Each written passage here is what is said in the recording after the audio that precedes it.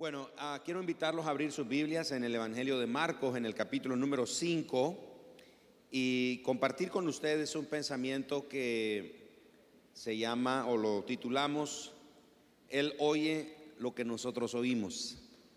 Y la verdad que a medida que lo estaba preparando se me ocurrieron otros nombres, otros títulos del pensamiento, del mensaje, pero es el mismo. Al final se trata de lo mismo, ¿verdad? Entonces, Él oye lo que nosotros oímos. Marcos capítulo 5, los versos 21 hasta el versículo 43, donde vamos a leer hoy. Y será en una forma expositiva, vamos a ir versículo a versículo, extrayendo unos principios y unas verdades muy hermosas que están ahí, muy lindas para nuestra vida. Vamos a comenzar diciendo que en este pasaje se narra, aparte de la sanidad de una mujer que sufría de hemorragia continua a lo largo de 12 años, también se nos narra la experiencia de un hombre principal de la sinagoga llamado Jairo. Y Jairo se acercó a Jesús para pedirle a él ayuda porque su hija estaba gravemente enferma. Y a causa de esa enfermedad, que no se nos da detalles de qué enfermedad era, solo se nos dice que la situación era todavía mucho más grave porque la niña estaba muriendo. Entonces él va con Jesús y le pide ayuda porque su hija está gravemente enferma y está muriendo. Ante la súplica de Jairo, pues Jesús decide ir a casa de Jairo. Y hay una gran multitud de personas, valga la redundancia, yendo con Jesús. Como que a ellos también los invitaron, pero ahí va la gente, va toda la gran multitud siguiendo a Jesús, porque va a casa de Jairo para ver en primer plano lo que está pasando, lo que está sucediendo con esta situación, con la niña, la hijita de Jairo, el principal de la sinagoga.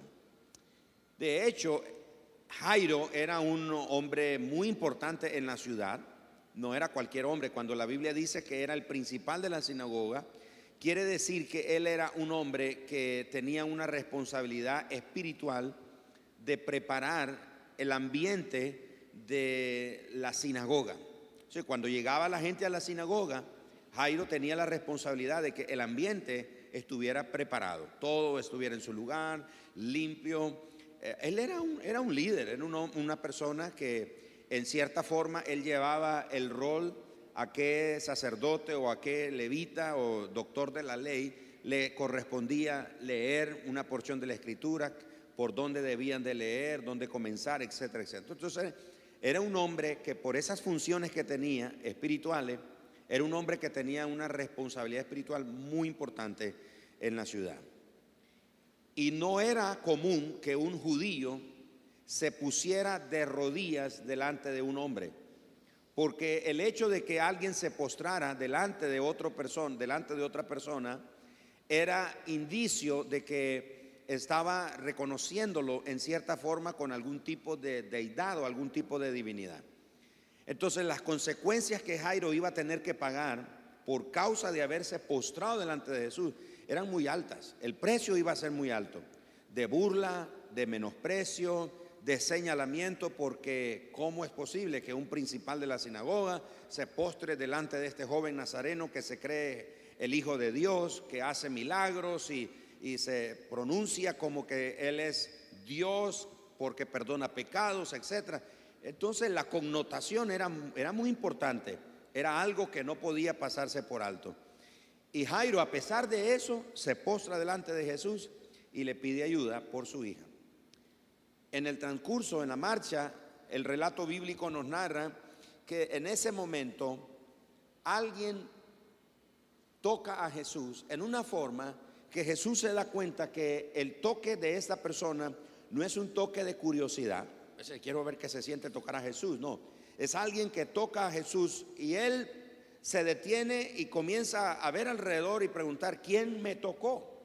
Los discípulos, por supuesto, lo increpan y le dicen: Señor, ¿cómo se te ocurre hacer una pregunta como esa? Todos están tocándote, todos nos están apretujando, nos han machucado los juanetes y los ¿cómo se llama? Y los callos un montón de veces y tú estás preguntando, ¿quién me tocó?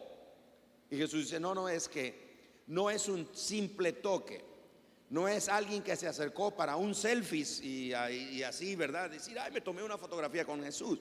Es alguien que tocó en una forma que provocó en mí que poder sanador saliera. Y en ese momento, en ese instante, le avisan a Jairo que ya no moleste a Jesús. Es decir, mira, ya no es necesario que Jesús venga a casa. No necesitamos más que Jesús venga a casa, porque finalmente tu niña ha muerto. Señor, no tienes que seguir molestando a Jesús. Así que mira, cambio de planes. En vez de decirle a Jesús que venga para que sane a tu niña, ahora es tiempo de hablar del funeral, el sepelio, todo lo que tiene que ver con las actividades del funeral. En ese momento es interesante, llama la atención el hecho de que Jesús oyó lo que le estaban diciendo a Jairo. Y en ese momento en que le están diciendo a Jairo que ya es demasiado tarde, Jesús le dijo, no tengas miedo, solo ten fe. Jairo, no tengas miedo, solo ten fe. De manera, que no solo Jairo escuchó el mal reporte que le estaban llevando, Jesús también estaba pendiente de lo que estaba pasando. Así que, hablando de nuestro tiempo, no importa lo que escuchemos sobre nuestra vida, no importa lo que escuchemos acerca de nuestra familia, no importa lo que escuchemos acerca o en relación de nuestros hijos, de nuestro matrimonio, acerca de la economía nuestra, acerca de la salud, de nuestra profesión, de nuestros negocios, de nuestro ministerio, nuestro futuro, nuestro destino. No importa lo que nosotros escuchemos al respecto. Jesús nos dice hoy, no tengas miedo, solo ten fe. No tengas miedo, solo ten fe. Ahora recordemos que el Señor Jesús oye lo que nosotros también estamos escuchando. Pero aquí surge una pregunta. ¿Cómo hacemos para pasar del miedo a la fe? ¿Qué pasos tendríamos que dar para nosotros ir del miedo a la fe? ¿Cuáles serían esas decisiones que nosotros tendríamos que tomar para cambiar ese panorama, salir de un estado de miedo, de espanto y comenzar a caminar en un estado o en una condición de fe? ¿Qué tendríamos que hacer? ¿Cómo pasamos entonces del miedo a la fe? Vamos a ver algunos principios que nos pueden ayudar. Pero antes de ver esos principios, es importante que primero entendamos o conozcamos qué es el miedo. Porque todos en alguna forma teórica sabemos lo que es la fe. La fe es la firme persuasión, es la convicción que está basada en lo que nosotros hemos escuchado u oído acerca de Dios, acerca de Cristo o acerca de las cosas espirituales. Eso es la fe. En otras palabras, la Escritura lo dice por medio del apóstol Pablo, que la fe viene por el oír y el oír la palabra de Dios. Entonces la fe no es más que esa persuasión, no es más que esa convicción que descansa o se basa en todo lo que nosotros hemos oído acerca de Dios, acerca de su Hijo Jesucristo o acerca de las cosas espirituales que hayamos escuchado o que hayamos leído en las Escrituras. Hebreos 11:1 lo define de esta manera: la fe es la confianza de que en verdad sucederá lo que esperamos.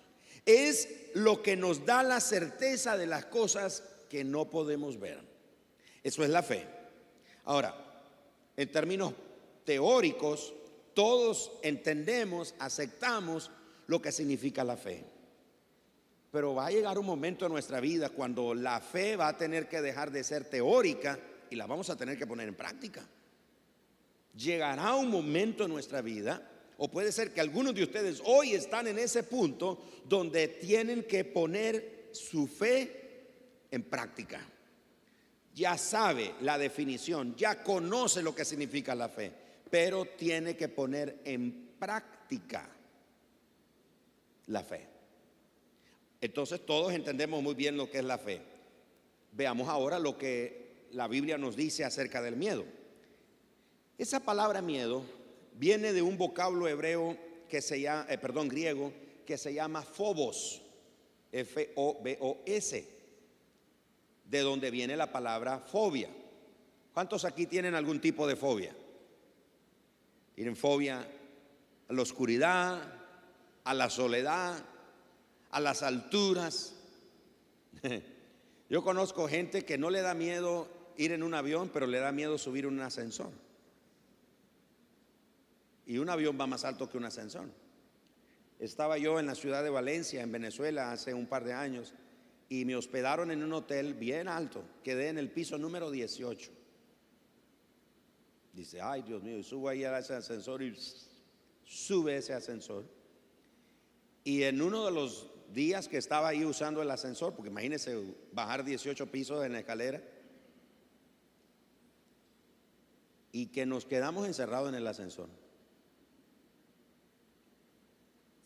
Andaba un grupo de jóvenes, que era como un grupo de danza cultural y eso. Entonces yo no estaba solo en el ascensor, iban varios de ellos, varios muchachos y muchachas. Y comienzan, por supuesto, las muchachas a gritar, ¡ah, nos quedamos aquí encerrados! Y golpeando y eso. Y era evidente que había un indicador ahí en el ascensor, en el teclado, que si había una emergencia que presionáramos ahí. Entonces uno de ellos vio eso y tocó el botón y se abrió la puerta. Realmente nunca nos movimos del piso. Estuvimos siempre en el piso 18, ¿verdad? Nunca nos movimos. Por alguna razón el ascensor no funcionó. Dio la sensación de que bajó, pero quedamos ahí mismo. Entonces ya he tenido mis experiencias, ¿verdad? Ahí en un ascensor. Pero hay gente que tiene fobia a estar en un lugar encerrado. ¿Cómo se llama eso? Claustrofobia. Hay quienes le tienen miedo, le tienen fobia a los sapos, a los gatos, a los perros, a la oscuridad, ¿no? Tienen todo tipo de fobia. Bueno, eso es normal. Entonces las personas tienen cualquier tipo de fobia. Ahora, esta palabra entonces, la palabra miedo, viene de ese vocablo griego llamado phobos. Y fíjense ustedes que cuando los griegos comenzaron a usar esta palabra phobos, en principio tenía el significado de huida. En otras palabras, cuando ellos querían decir que alguien huyó, usaban la palabra phobos. Sin embargo, con el uso de la palabra, los griegos se dieron cuenta de que esa palabra phobos más bien denotaba o describía aquello que provoca que uno salga huyendo. ¿Me explico? En principio describía la acción de huir. Fobo describía la acción de huir. Huyó esa persona y usaban la palabra o el vocablo phobos. Pero con el tiempo los griegos se dieron cuenta que esa palabra cabía más para describir, para denotar o identificar aquellas cosas que provocan que uno salga huyendo. Ahora, usted dice, pastor, y bueno, yo entiendo lo que es miedo. Bueno, por eso estudiar las escrituras y estudiarlo en esa manera nos ayuda a tener una comprensión más clara y más amplia del contexto o del texto que estamos leyendo, que estamos estudiando. Entonces vemos que esta palabra, el miedo aquí, es todo aquello entonces que oímos. El miedo es todo aquello que vemos o que sentimos y que provoca que nosotros huyamos, que provoca que escapemos, como que si todo está perdido. Porque ese es otro detalle. Cuando los griegos comenzaron a usar, a darle el otro sentido a la palabra phobos, el que acabo de explicar, que era algo que les ayudaba a identificar, a denotar o a describir lo que provocaba el miedo, y ese miedo provocaba que salieran huyendo, y esto es lo más importante, porque creían que la causa estaba perdida. Espero que me esté siguiendo bien. Lo voy a repetir. Esta palabra entonces identifica, denota, describe lo que provoca un miedo al punto de hacernos huir porque creemos que la causa está perdida. No pierdan de vista eso.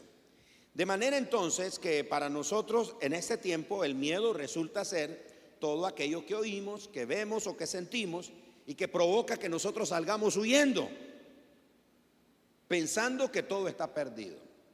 Por ejemplo, ¿qué ocurre cuando los que tienen fobia a la oscuridad? ¿Cuántos tienen aquí fobia a la oscuridad? Qué valientes están hoy. En el primer servicio sí fueron muchos que levantaron la mano. Bueno, los que tienen miedo a la oscuridad, ¿qué hacen cuando van pasando por un lugar oscuro?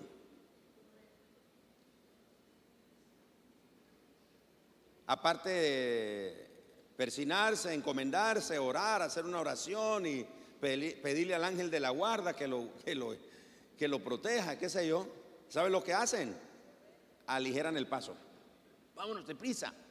Y ese aligerar el paso es como huyendo. Estamos huyendo, estamos escapando. Y la razón es porque tenemos miedo. En la familia adoptiva de donde yo crecí, mis abuelos maternos vivían en la zona de Boaco, en la montaña, ahí de Teustepe hacia adentro, ahí en la montaña. Y pues no había electricidad ahí en esa zona.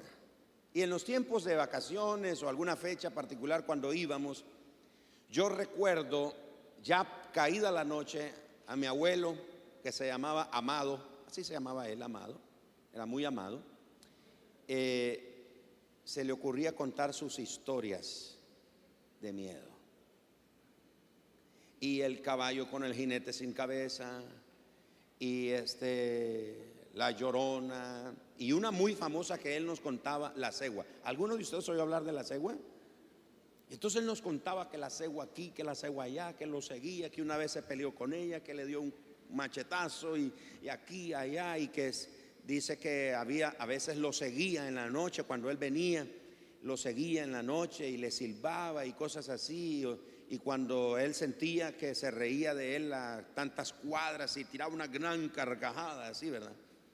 Bueno, entonces en la noche, ya cuando nos teníamos que ir a dormir, todo el mundo quería ir al baño.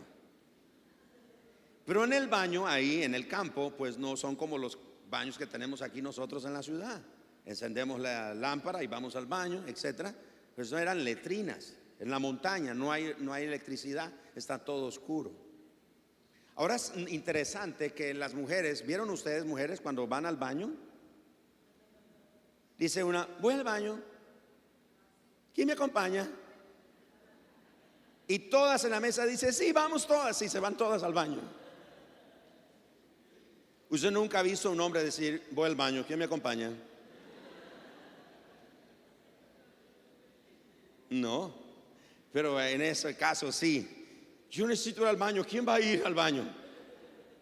Entonces, todos teníamos que ir, pero todos estábamos con miedo, estábamos espantados por las historias que el abuelo nos contaba. Queríamos ir ahí al baño, a la letrina, pero rapidísimo. Queríamos huir de ahí, porque eso es lo que provoca el miedo. Pero esta palabra miedo aquí, repito, es una palabra que describe, identifica, denota lo que provoca el miedo, haciéndonos huir porque pensamos que la causa está perdida. Así que veamos entonces cuáles serían esos pasos que podemos tomar o esos pasos que dar para pasar del miedo a la fe. Porque Jesús le dijo a Jairo, bueno, no tengas miedo. En otras palabras, Jairo, no huyas pensando que todo está perdido. Solo ten fe. Número uno, recuerda que acudiste a Jesús. En medio del miedo, casi se parece medio y miedo, en medio del miedo uno pierde de vista que acudió al Señor a pedirle ayuda. Vean conmigo por favor el verso 21. Marcos 5:21. Jesús entró de nuevo en la barca y regresó al otro lado del lago, donde una gran multitud se juntó alrededor de él en la orilla. Entonces se juntó alrededor de él en la orilla. Entonces llegó, verso 22, entonces llegó uno de los líderes de la sinagoga local llamado Jairo. Perdón. Cuando vio a Jesús, note eso, cayó a sus pies y le rogó con fervor. ¿Cómo le rogó? No fue como, ¿qué te parece, Jesús? ¿Podrías ir a mi casa? ¿No te gustaría venir a mi casa y tomarnos una Coca-Cola? Y de paso, ¿oras por mi niña que está enferma? Se está muriendo. Solo ven y ora por ella. No. Con fervor quiere decir que era con insistencia. Por favor, Señor, ven, mi hija se está muriendo. Si no vienes, la voy a perder. Continúa el versículo número 23. Y le rogó con fervor: mi hijita se está muriendo. Dijo: por favor, ven y pon tus manos sobre ella para que se sane y viva. Nos preguntamos, ¿tenía Jairo fe? ¿Sí o no? Tuvo que tener fe, no solo valor, pero fe para venir donde Jesús y hacerle una petición de esta naturaleza. Y el verso 24 dice: así Jesús fue con él y toda la gente siguió apretujada a su alrededor. Noten entonces qué interesante. Muchas veces nosotros, cuando estamos orando por una situación particular y donde vemos en un momento determinado que las cosas no van saliendo o no están sucediendo como nosotros teníamos la expectativa que iban a suceder o resultar, entonces nos llenamos de miedo. Es obvio, nos llenamos de miedo. Pero no perdamos de vista eso también. En un momento determinado tuvimos fe para venir a pedirle al Señor ayuda. ¿En qué momento fue que pasamos de la fe al miedo? ¿En qué momento fue? Fue en el momento cuando comenzamos a oír los malos reportes de cómo están las cosas. Fue en el momento cuando Jairo escuchó que su hija ya había muerto, que Jesús percibió en el espíritu, en el alma de Jairo, que él estaba con miedo. Entonces, cuando usted y yo estemos invocando a Dios, pidiendo a Dios por algo importante en nuestra vida, y sintamos que el miedo nos invade, el miedo se puede manifestar a través de desesperación, de angustia, aflicción, etcétera, etcétera. Cuando usted y yo sintamos eso, es un buen momento para nosotros recordar a quién fue que le venimos a pedir ayuda. Y en este caso, Jairo tenía que darse cuenta que fue a Jesús a quien él le vino a pedir ayuda. ¿A quién fue que le vino a pedir ayuda? Fue a Jesús. Te postraste delante de él. El hecho de que te postraste delante de él y le suplicaste con fervor, quiere decir que en un momento en tu vida la fe era tan alta, era tan elevada, que te atreviste a hacer algo como eso a una costa del precio que tendrías que pagar por haberte humillado en esa forma. Porque que un hombre se postrara delante de otro hombre era una señal de humillación y de reconocer que esa persona era más importante que él. Jairo vino a la persona correcta para postrarse delante de él, y era Jesús. Entonces, cuando usted y yo estemos en ese punto, tengamos presente eso. Recordemos que fue a Jesús a quien acudimos. No fue a San Caralampio, no fue al ángel de la guarda, no fue a San Eustaquio, no fue a San Gerardo. Sí, hay un santo que se llama Gerardo, ¿no sabían ustedes? Aparte de mí hay uno más. No, yo soy santo. ¿Cuántos de ustedes son santos? Entonces ¿por qué se ríen? Santos. Bueno, no fue a un santo, no fue a una imagen, fue a Jesús donde se vino a postrar. Número 2, otro paso que debemos de tener en cuenta para regresar a la fe, porque acuérdense de esto, comenzó con la fe, y se acercó por la fe a Jesús. Pero cuando oyó el mal reporte, pasó de la fe al miedo. ¿Cómo hago para regresar? ¿Qué debo de hacer para pasar de nuevo del miedo y regresar a la fe? Lo primero, acordarme que fue a Jesús a quien acudí. Número 2, recordar que si Jesús va a estar presente, todo va a estar bien. Amados hermanos, en mi vida personal, en mis años de ser un creyente, este ha sido un principio que yo he tenido muy presente. Si Jesús está presente, todo va a estar bien en tu vida, mi hermano. Veamos el relato bíblico, versículo 25, por favor. Una mujer de la multitud hacía 12 años que sufría una hemorragia continua. Había sufrido mucho con varios médicos y a lo largo de los años había gastado todo lo que tenía para poder pagarles, pero nunca mejoró. De hecho, se puso peor. Verso 27, ella había oído de Jesús, así que se le acercó por detrás entre la multitud y tocó su túnica, pues pensó, si tan solo tocare su túnica quedaré sana. Al instante, media hora después, ¿es así que dice? Al instante la hemorragia se detuvo y ella pudo sentir en su cuerpo que había sido sanada de su terrible condición. Jesús entonces se dio cuenta de inmediato de que había salido poder sanador de él, así que se dio vuelta y preguntó a la multitud, ¿quién tocó mi túnica? Sus discípulos le dijeron, mira la multitud que te apretuja por todos lados, ¿cómo puedes preguntar quién me tocó? Sin embargo, él siguió mirando a su alrededor para ver quién lo había hecho. Entonces la mujer, asustada y temblando al darse cuenta de lo que había pasado, se le acercó y se arrodilló delante de él y le confesó lo que había hecho. Es interesante que Jesús va entre la gente, todo el mundo lo va empujando, lo va apretujando, todo el mundo quiere tocarlo, la gente lo va tocando, la gente quiere tocar el cabello de él. Si hubiera sido el tiempo de hoy, todos hubieran querido un selfie con él. Ustedes son una nueva generación, así que no les cae esto. Pero aquí había un tiempo, un grupo de gente que venía de esta iglesia, que cuando venían algunos artistas cristianos, ministros cristianos, a adorar, se volvían locos.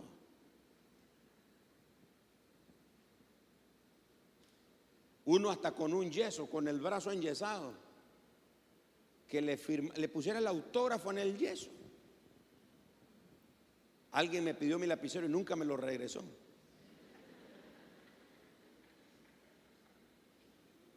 Para que le firmaran su guitarra, le firmaran un pañuelo. ¡Ay! Gritan como que si fuera a quién. Locos. Ya esos hermanos ya no vienen aquí. Y si alguno está aquí, ya seguro se arrepintió y ya no vuelve a ser. Así era la gente en ese momento. Todos estaban locos por Jesús. Todos querían conocer al joven Nazareno. Todos querían saber de él. Y todos van tocando. Yo no quiero tocar, yo no quiero tocar. Y todos tocaban a Jesús. Pero alguien, en este caso particular esta mujer, se acercó y tocó en una forma diferente a Jesús. Era un toque de fe. Era un toque cargado de fe.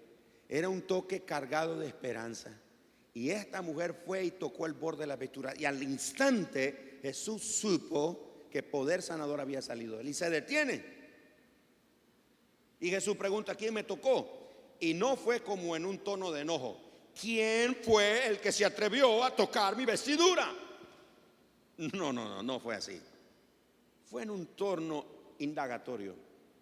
¿Quién fue el que me tocó? Y los discípulos increpan al Señor y dicen, Señor, todo el mundo te está apretujando aquí. Por favor, no te detengas. Tenemos otra misión ahorita. No nos vamos a poner a averiguar quién te tocó, dice Jesús. No. no me muevo de aquí hasta saber quién fue que me tocó. Y Jesús estaba dando vueltas ahí en la multitud, viendo. Él sabía, Jesús sabía quién era que le había tocado. Solo estaba dándole oportunidad a esta mujer de mostrarse. Y cuando la mujer supo que Jesús sabía que ella había sido sanada, ella se presentó delante del Señor, le cuenta a Jesús lo que había sufrido y en la forma en la que había recibido sanidad. El versículo 34 dice la Escritura que el Señor Jesús le dijo entonces: hija, tu fe te ha sanado, ve en paz, se acabó tu sufrimiento. Qué lindo eso. Se acabó tu sufrimiento, ve en paz, le dice Jesús. Y aquí viene lo interesante. Si hasta ahora eso es interesante, todavía eso es más interesante. El tercer paso aquí es recordar que Jesús es más grande que el miedo que podamos sentir. Si el miedo que sentimos pensamos que es grande, no nos olvidemos de esto: Jesús es más grande que el miedo que sentimos. Él es mucho más grande que el miedo que sentimos. De manera entonces que en el versículo número 35, vean lo que ocurre. Mientras él todavía hablaba con ella, llegaron mensajeros de la casa de Jairo, el líder de la sinagoga, y le dijeron: tu hija está muerta, ya no tiene sentido molestar al maestro. Miren, mis amados hermanos, Jesús sí que estaba en todo. Está terminando de hablar con la mujer que acaba de ser sanada. ¿Cómo oyó? ¿Cómo se dio cuenta? O sea, permíteme un momento, ¿qué te dijeron, Jairo? Jesús está en todo, Él lo sabe todo. No hay nada que Él no sepa. No hay nada que Él ignore de tu situación o de tu condición. Él lo sabe. Y por supuesto, porque Jairo está a la par de Él. Acuérdense que Jairo va con Él. Entonces lo primero es recordar que acudimos a Jesús. Lo segundo es recordar que si Jesús está presente, todo va a estar bien. Estás ahí delante de Jesús. Y aunque aparentemente tu causa está siendo atrasada por la causa de otra persona, debes descansar en el hecho de que si Jesús está ahí en el asunto, las cosas van a estar bien. ¿Te ha pasado que has estado orando por una situación particular o una bendición, lo que sea, y de repente notas que a otra persona le ocurre la respuesta que tú estabas esperando, y tú levantas tu mirada al cielo como diciendo: Señor, bueno, ¿qué pasó? Yo vine primero. ¿Cuántos de ustedes han peleado en la fila del banco? Vamos, sean libres. Yo he peleado en la fila del banco. Estaba el otro día en la fila del banco y por alguna razón, ya sabe usted cómo se pone uno en la fila del banco, así todo desordenado. Y yo estoy con mi teléfono texteando y la persona que va delante de mí va aquí como en ese ladrillo y yo estoy aquí. Inmediatamente de reojo veo que una señora se viene acercando. Entonces yo hago o sea, como diciendo: ese es mi espacio, sigo yo. Y como viera que la señora no entendió mi mensaje, entonces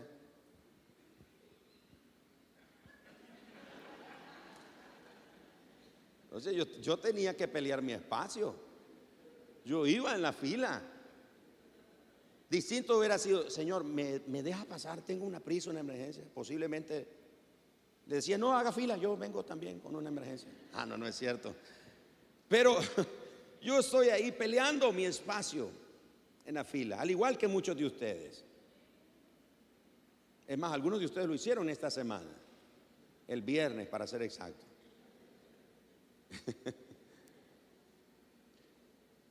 Entonces tú estás orando y ves que al hermano de la par, al vecino, a la otra persona, que le viene una bendición, y tú dices: Señor, ¿qué pasó? ¿A qué hora pasó eso? No me di cuenta.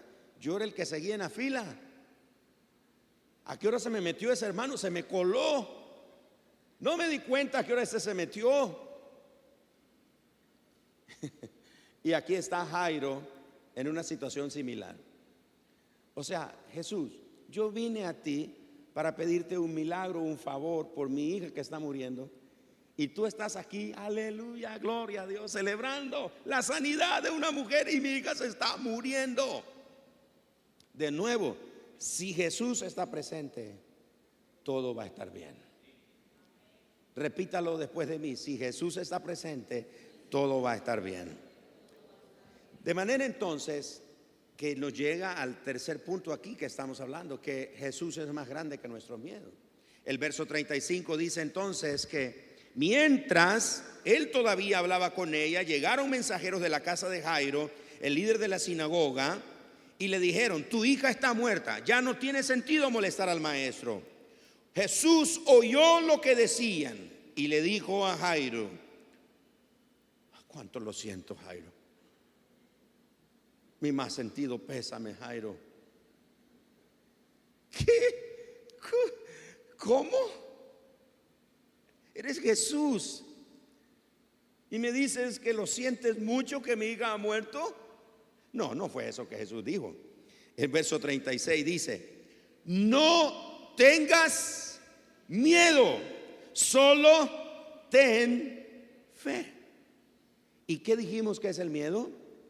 El miedo es lo que identificamos que provoca en nosotros el miedo o una razón para huir, para salir escapando, porque pensamos que la causa está perdida. Cuando Jesús le dijo a Jairo: Jairo, no tengas miedo. En otras palabras, Jairo, no salgas huyendo, no creas que tu causa está perdida, solo ten fe. Eso es todo. Jesús es más grande que nuestro miedo. El salmista lo dijo de esta forma en el Salmos capítulo 56, versículo 3 y verso 4: cuando tenga miedo, en ti pondré mi confianza. En Dios, dice el verso 4, confío. ¿Por qué habría de tener miedo? Todos en algún momento vamos a experimentar algún tipo de miedo, pero cuando ese miedo venga, acordémonos que Jesús es más grande que nuestro miedo. Número 4, y perdona, ahí número 4 repetí lo mismo, es que Jesús está presente, todo va a estar bien. Así que voy al 5. A pesar del ruido negativo, cree lo que Jesús dice. Vamos al versículo número 37. Vea lo que ocurre entonces. Jesús detuvo a la multitud y no dejó que nadie fuera con él, excepto Pedro, Santiago y Juan, el hermano de Santiago. Cuando llegaron a la casa del líder de la sinagoga, Jesús vio el alboroto y que había muchos llantos y lamentos. ¿Qué había cuando Jesús llegó a la casa? Un gran alboroto, porque era costumbre en Israel que se contrataba a unas mujeres para llorar. Ni conocían al difunto, pero ellas lloraban. ¡Ay, llora! Era un escándalo. Ese era su trabajo. Les pagaban para eso. Algunos de nosotros necesitamos hacer eso, llorar. Bueno, y ahí están estas mujeres llorando. ¡Ay, tan buena que era! ¿Qué sé yo lo que decía? Era un alboroto. Y Jesús dice en el versículo número 39, entró, preguntó: ¿por qué tanto alboroto? ¿Por qué tanto llanto? ¿No te resulta obvio? Hay un difunto ahí. La hijita de Jairo se murió, ya no respira, está tiesa, pasó a la otra vida. ¿Cómo te lo explicamos, Jesús?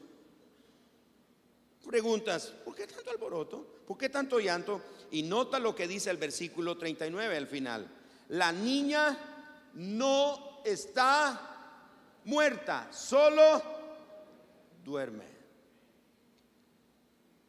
Ahora, por eso el quinto paso aquí que estamos hablando es que a pesar del ruido negativo, necesitamos creer lo que Jesús dice. ¿Sabe lo que Jesús dice? Que tu situación no está perdida, que tu situación todavía tiene esperanza. Cuando Jesús dice la niña no está muerta, solo duerme, lo que Jesús está diciendo, esto es algo pasajero, esto es algo momentáneo, esto es algo que no va a ser permanente, esto va a cambiar. Está a punto de cambiar la situación, está a punto de cambiarse el panorama, está a punto de vivir una experiencia nueva. La niña no está muerta, ella solamente duerme.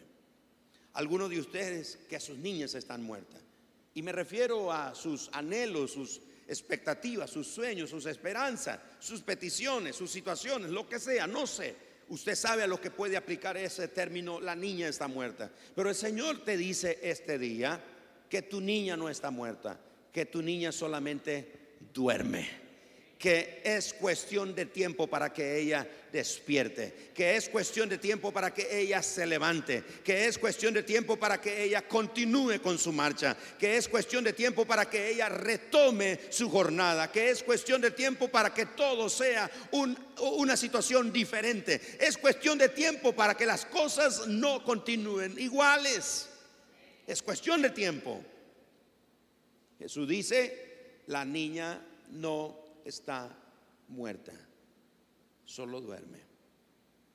Así que cuando estás tratando de ir del miedo a la fe, cree lo que Jesús dice.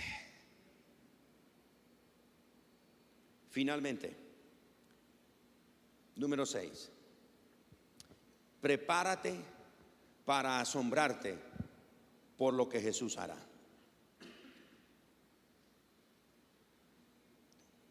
Vean conmigo el verso 40. La gente se rió de él, todos riéndose de Jesús.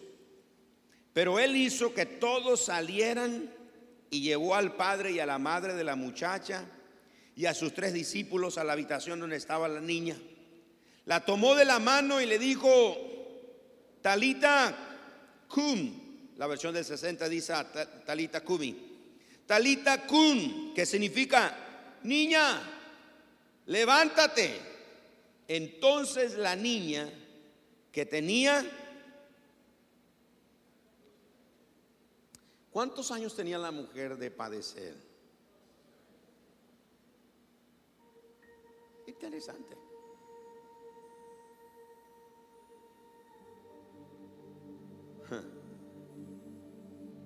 Lo que parece que para otra persona tiene un significado diferente, lo que está pasando, su situación y cómo Jesús atiende la situación de ella, lo que parece diferente, resulta igual al final de cuentas cuando Jesús trata nuestro asunto.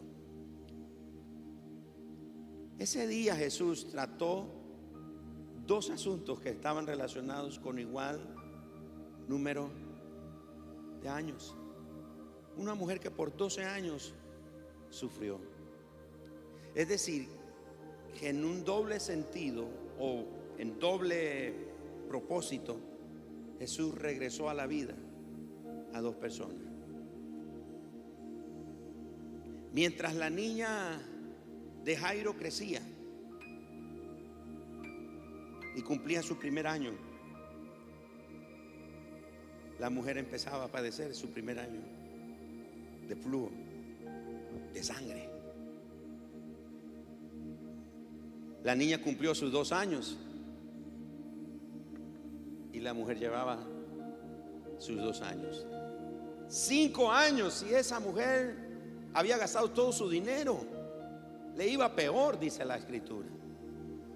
6 años y esa mujer dice, no puede ser, ya no puedo, ya no aguanto más. Y mientras ella está perdiendo la vida, gota a gota de sangre, muriéndose con una anemia profunda, hay una niña regordeta jugando en casa de papá.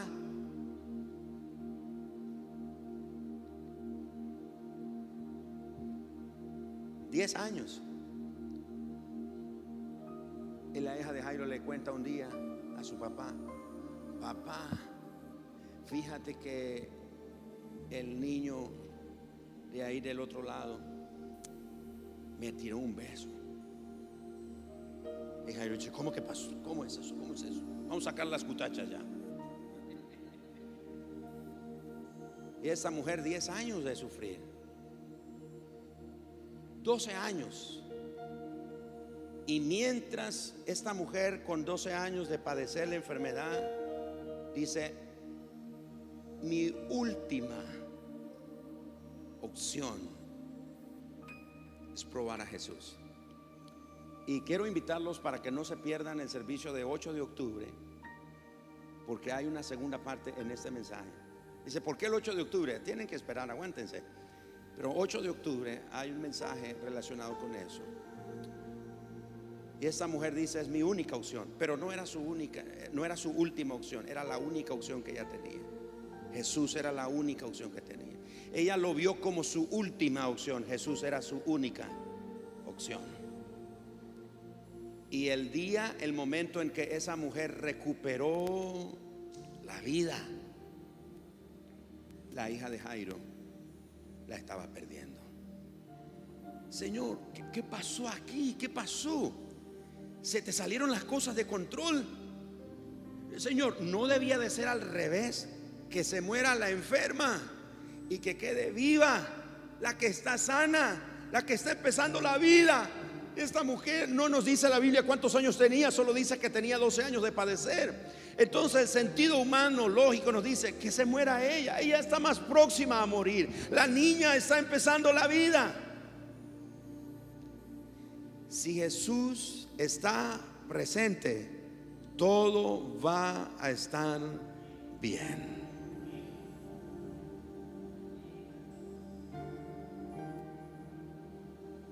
Todo va a estar bien.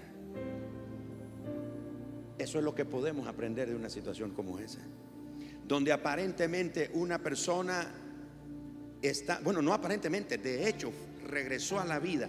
Hay otra que perdió la vida en un instante, pero Jesús estaba ahí. Y aquí es algo, hermanos, donde necesitamos recuperar algo que hemos perdido los creyentes. Prepárese para asombrarse por lo que Jesús hará.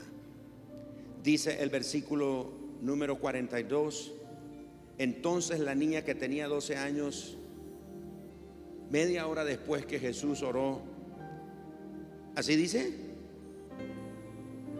¿Cómo? ¿Cómo traduciríamos nosotros esa enseguida? O sea, ahorita. Aunque para nosotros ahorita puede ser un día de esto. Mire, llama a fulanito de tal. Sí, ahorita lo hago. Y uno dice ahorita, o sea, quiere decir que ya, ahora mismo, en ese instante lo va a llamar. 2 días después le pregunto: ve, ¿llamaste a fulano? Ay, se me olvidó, pero ya, ahorita lo llamo. Entonces ese ahorita para nosotros puede ser algún día de esto. Pero en el caso de Jesús, ese ahorita es enseguida, al instante, en el momento que la palabra salió de la boca de Jesús. La Biblia dice entonces que la niña que tenía 12 años enseguida se puso de pie y caminó. Los presentes quedaron conmovidos y totalmente ¿cómo? Asombrados. Jesús dio órdenes estrictas de que no lo dijeran a nadie lo que había sucedido. Y entonces les dijo que le dieran de comer a la niña. Tu causa, tu situación, todavía va a comer. No está muerta, solo duerme. Prepárate porque el Señor te va a asombrar. Necesitamos recuperar ese sentido de asombro. Algunos esposos necesitamos asombrar a nuestras esposas. Algunas esposas necesitan asombrar a sus esposos. Algunos hijos necesitan asombrar a sus padres. Algunos padres necesitamos asombrar a nuestros hijos. Hemos perdido el sentido de asombro. Ya vemos las demás, ya vemos las cosas como algo común, como algo corriente, como algo normal. Respiramos en la mañana y para nosotros no es nada asombroso respirar. Pero pregúntele a alguien que respira por medio de un tanque de oxígeno, ¿qué piensa de vernos a nosotros que no tenemos un tanque de oxígeno para respirar? ¿Sabe qué dirían ellos? Asombroso. Porque tú no tienes que andar con un tanque de oxígeno ahí pegado para respirar. Hay cosas en nuestra vida, mis amados hermanos, que las hemos considerado normales y hemos perdido el asombro en el Señor. Y le voy a decir algo importante. Cuando un hombre o una mujer ya no se asombra por su cónyuge, es porque está viendo para otro lado.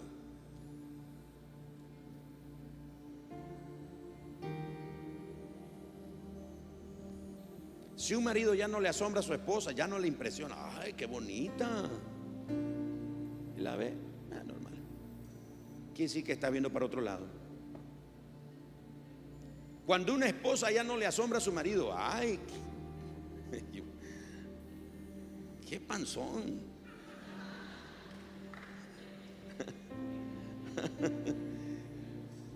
Ya no le asombra la panza de su marido. Puede ser que está viendo la panza de otro.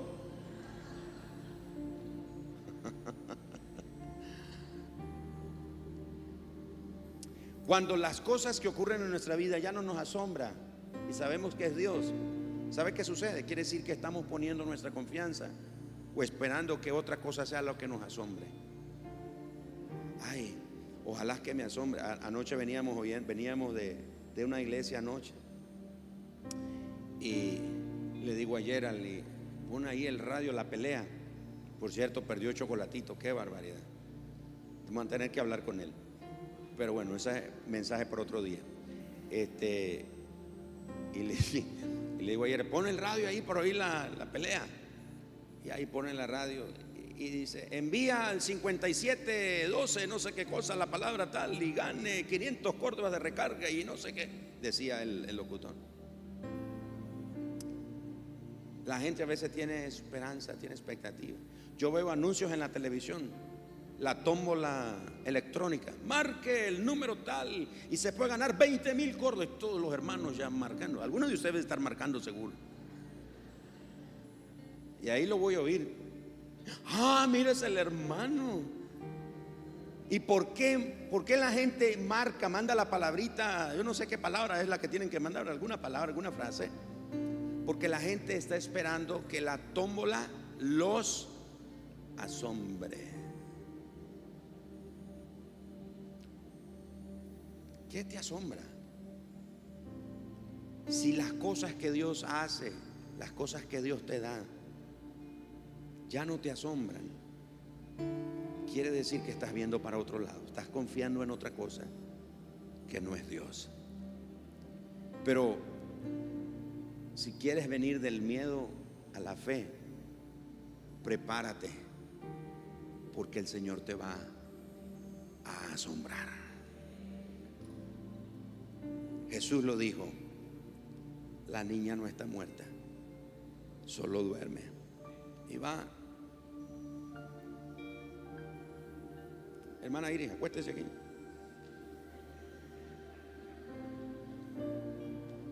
Allá, ponga sus pies hacia allá. La niña no está muerta, solo duerme. ¿Quién está diciendo eso? No los escuché. ¿Quién está diciendo eso? ¿Creemos a Jesús?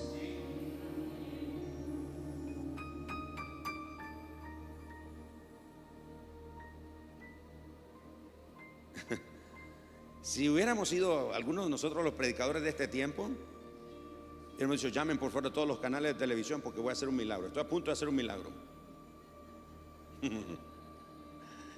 Y Jesús dice, saquen a todos, vamos, todo el mundo afuera, que se quede solo los discípulos, la mamá y el papá. Yo me imagino a Jairo. En la mente de Jairo suenan las palabras de Jesús: no tengas miedo, solo ten fe. La niña no está muerta, solo duerme. El Señor te va a asombrar. Esta semana el Señor va a asombrar a muchos de ustedes. Y Jesús se acerca a donde está la niña, la toma de la mano, pero ella está agarrando la mano mía. Yo soy el que tengo que tomar la mano porque ella está muerta.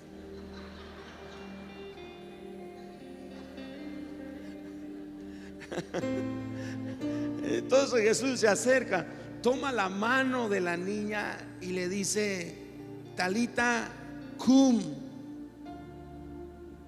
Talita cum.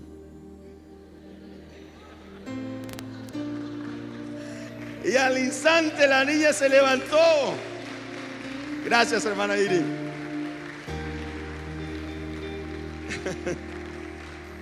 Claro, Jesús no lo dijo dos veces, ¿verdad? Jesús lo dijo una vez, Talita cum, y la niña se levantó, se puso de pie, caminó y dijo: Jesús, denle de comer. Y los que están ahí están asombrados, admirados. A ese punto Jairo ya no tenía miedo. Ahora había recuperado la fe de nuevo, que lo había impulsado a ir a pedirle ayuda a Jesús. Estoy aquí para decirte en el nombre del Señor: no tengas miedo. No huyas pensando que la causa está perdida, porque no es así. Solo ten fe y prepárate, porque el Señor te va a asombrar. En una forma sorprendente el Señor va a hacer algo en tu casa, en tu familia, en tu salud, en tu cuerpo, en tu economía, en todo lo que tiene que ver contigo. El Señor te va a sorprender. Prepárese para ser sorprendido por el Señor. Oh, Dios mío. Solo ten fe. Solo eso. Pastor, es que usted no sabe, yo siento que mi causa está perdida. Jesús lo sabía, porque le dijeron a Jairo: no tiene remedio seguir molestando a Jesús. No sigas, no sigas. Ya no lo sigas molestando, Jairo, por favor. Ya no sigas, por favor, deja eso, Jairo. Oh, cuánto lo siento, Jairo, no sigas insistiendo. Y Jesús oye el mal reporte que le están dando a Jairo y lo vuelve a ver y le dice: Jairo, no tengas miedo. En otras palabras, no huyas porque creas que tu causa está perdida. Solo ten fe, Jairo. Solo ten fe, Jairo. Solo ten fe. Mi amado hermano y hermana, tenga fe. No pierda su esperanza en el Señor. No pierda su confianza en el Señor. Aunque tenga miedo, regrese a la fe, porque el Señor está listo para sorprenderte. Esta semana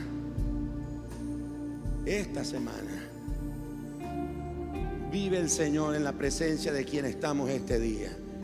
Esta semana Dios va a sorprender a muchos de ustedes.